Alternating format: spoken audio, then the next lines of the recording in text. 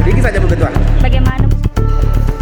Ketua DPRD Bone Andi Tenri Walinono akhirnya meninggalkan ruang kerjanya di lantai 2 gedung DPRD Bone, Jalan Reformasi, Kecamatan Tanetiriatang Barat pada Kamis 30 Juli 2026 setelah hampir 6 jam berada di dalam ruangan. Pantauan tribuntibo.com, Andi Tenri berada di ruang kerjanya sejak sekitar pukul 11.30 waktu Indonesia Tengah. Sejumlah awak media menunggu di depan ruangannya sehingga sore hari untuk meminta konfirmasi terkait dengan dugaan penganiayaan yang dilaporkan seorang staf sekretariat DPRD Bone. Baru sekitar pukul 17.21 waktu Indonesia Tengah, pintu ruang kerja Ketua DPRD Bone terbuka. Andi Tenri kemudian keluar dengan beberapa staf sekretariat DPRD Bone. Bagaimana Bu? Soal tanggapan Bu Ketua soal ini peristiwa. Ya.